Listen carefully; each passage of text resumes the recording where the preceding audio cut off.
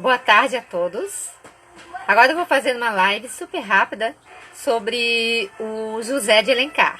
Uma live assim, estou fazendo umas livezinhas sobre escritores para a gente aprender um pouco, que é importante, né? Falar sobre esses escritores, tanto brasileiros quanto estrangeiros, que deixaram um legado.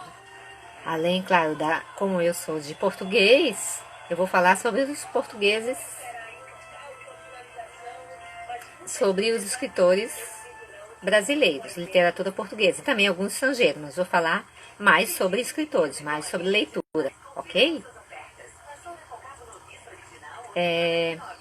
José de Alencar participou da prosa romântica, no romantismo no Brasil, que surgiu lá pelo ano de 1800. 1836, mais precisamente, ok? Então ele foi um romancista, dramaturgo, jornalista e advogado e político brasileiro. Então ele foi bastante coisa, né? Ele foi um homem múltiplo. Romancista, dramaturgo, jornalista, advogado, político brasileiro.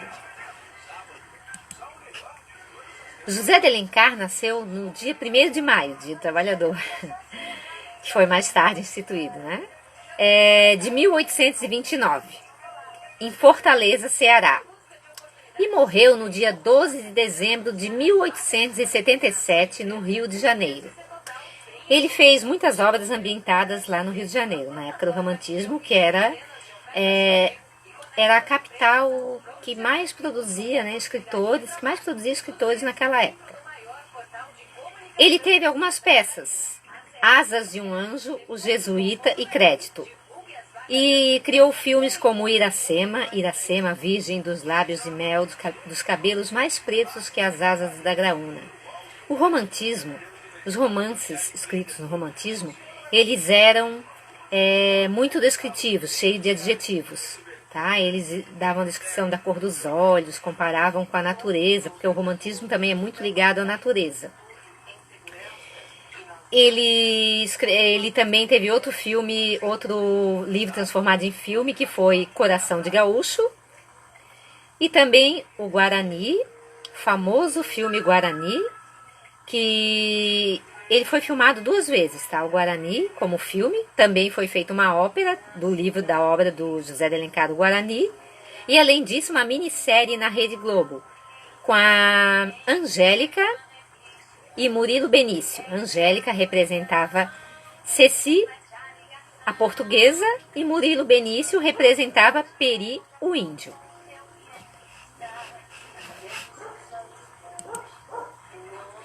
José de Alencar também participou da política ativamente. Ele foi ministro da Justiça do Brasil de 16 de julho de 1868 a 10 de janeiro de 1870.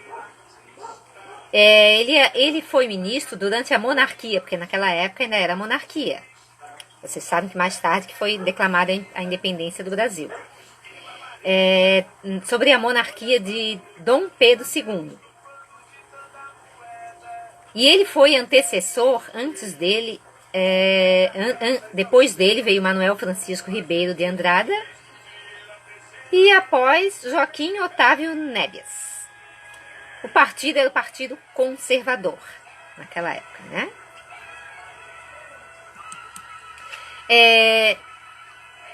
Eu já tinha falado, né, que ele foi romancista, dramaturgo, jornalista, advogado, político, e foi um dos maiores representantes da corrente literária indianista, ou seja, ele valorizou muito o índio, muito a natureza e o índio do Brasil. Ele também fez romances ambientados também na cidade, né, na sociedade, mas ele fez muito mais romances indianistas. Ele descreveu com bastante precisão, né, como eram os índios. Só que, claro, tudo que ele descreveu foi em forma mais romanceada, não foi de uma forma assim muito real. Como o romantismo ele era baseado na imaginação, então ele escrevia uns romances assim mais lúdicos, né? O romance romântico era isso aí mesmo, ele não era dentro da realidade, ele era dentro do sonho e da imaginação. Ele idealizava o índio. O índio, ele não colocava o índio como ele era realmente. Ele colocava o índio como super-herói que resolvia tudo, principalmente no Guarani. E em Iracema era a Índia. Mas todos os índios ali, eles eram, né? E sempre criavam romance entre o índio. No Guarani foi o romance da portuguesa Ceci com o índio Peri. E na Iracema foi o romance da Iracema, da Iracema, que era a Índia, com um português. Esses romances eram feitos em forma de folhetim. O que eram folhetins?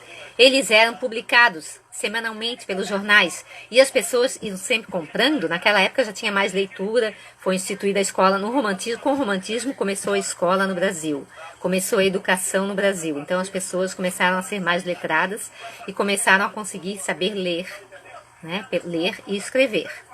As mulheres também gostavam de ler nessa época.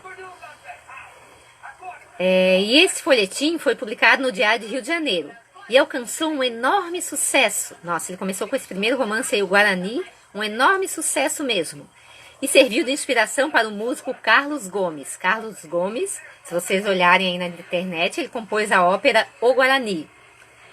E o José de Alencar também foi escolhido por Machado de Assis, que também viveu naquela época, um pouquinho mais além, para patrono da cadeira número 23 da Academia Brasileira de Letras. Machado de Assis criou a Academia Brasileira de Letras e escolheu José de Alencar, né, como patrono dessa academia, dessa cadeira. Com 10 anos ele entrou no colégio, já de instrução elementar. E durante a noite ele presenciava encontros de políticos que iam, porque o seu pai também era da política, né? Em sua casa tramou-se a maioridade de Dom Pedro II. Imagina, ele viveu tudo isso, toda essa história, essa grande riqueza cultural. A maioridade de Dom Pedro I foi decretada em 1840. E com 14 anos, ele foi para São Paulo, onde terminou o secundário e ingressou na Faculdade de Direito. Em 1844, ao ver o sucesso do livro A Moreninha, ele ficou inspirado. Por isso que é bom a gente agora, nessa quarentena, estar lendo livros, vendo filmes, fazendo desenhos, ou cursos gratuitos, porque quem sabe daí, com certeza surgirão arquitetos, escritores e outras pessoas, né? E outros profissionais, inclusive da tecnologia. Então, com esse sucesso aí da Moreninha, de Joaquim Manuel de Macedo, ele resolve, vou ser escritor.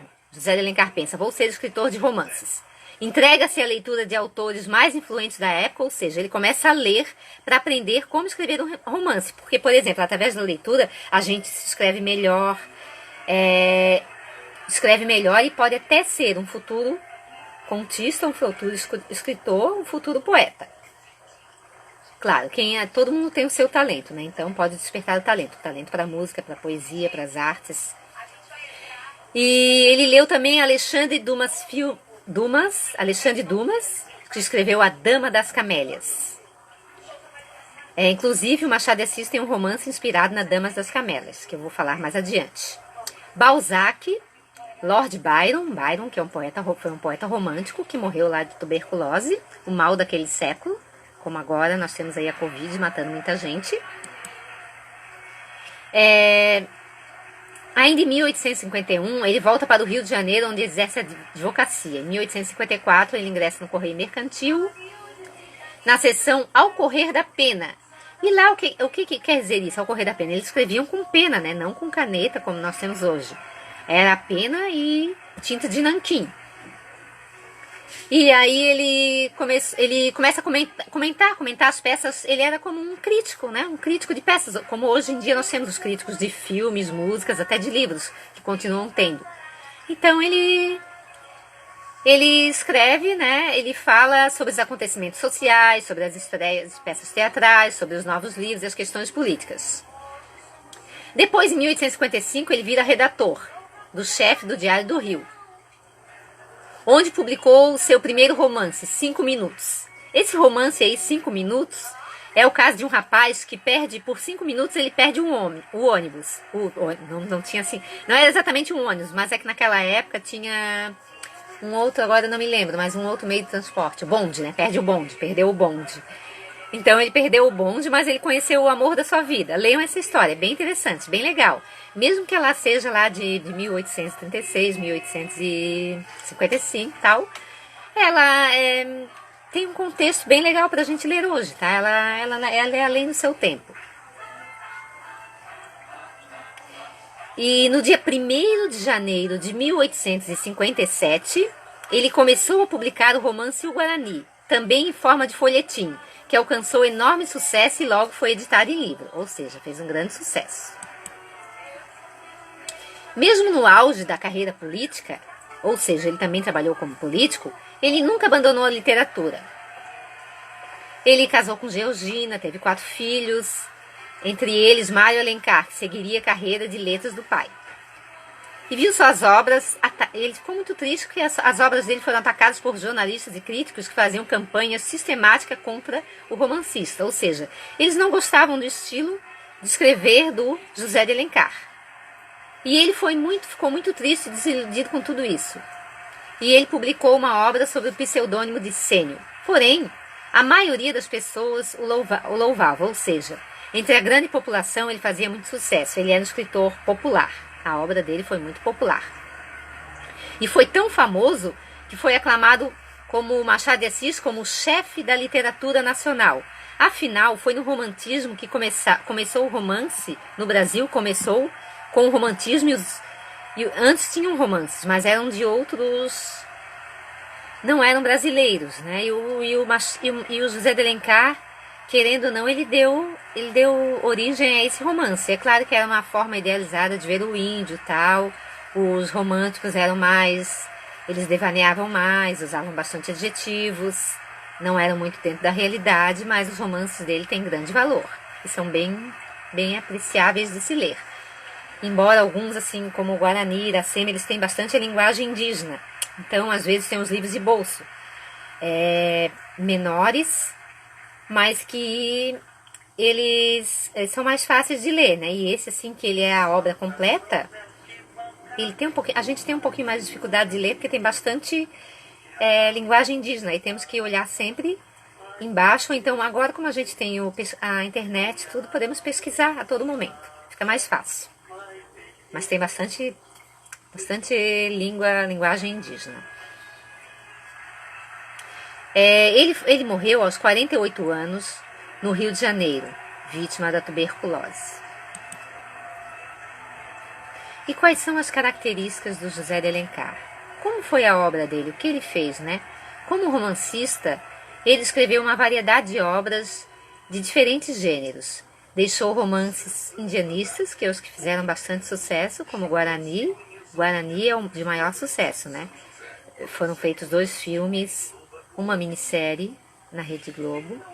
Não, desculpe, tá? Não é Rede Globo, desculpe, corrigindo. Na extinta Manchete.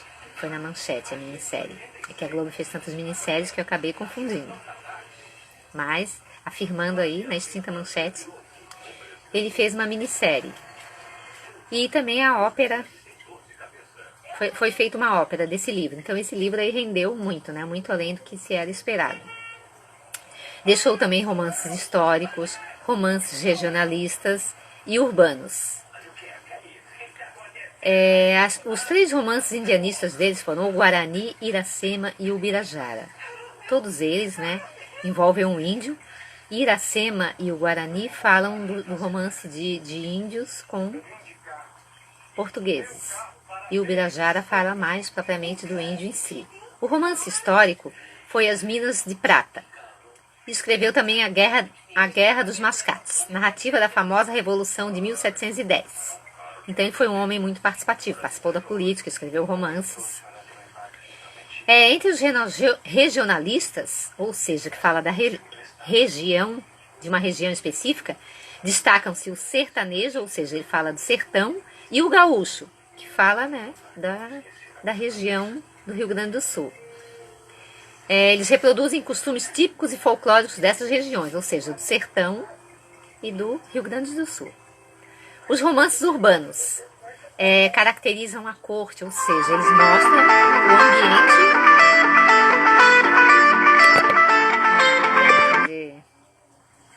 o ambiente, a sociedade carioca. Sociedade carioca lá da era do romantismo, de 1836 em diante. Do segundo reinado, Dom Pedro II. E romances como A Viuvinha também, li todos esses romances, sabe? Eu gostei bastante. Para quem gosta de ler, eu recomendo. Senhora, um romance muito bacana também. Luciola, que ele se inspirou, como eu havia falado lá anteriormente, na live, que ele leu A Dama das Camélias. Luciola é muito inspirado em A Dama das Camélias. Muita gente até acha que ele fez assim mais ou menos, não exatamente uma cópia, mas algo muito parecido com A Dama das Camélias. E ele transformou, né, num romance brasileiro.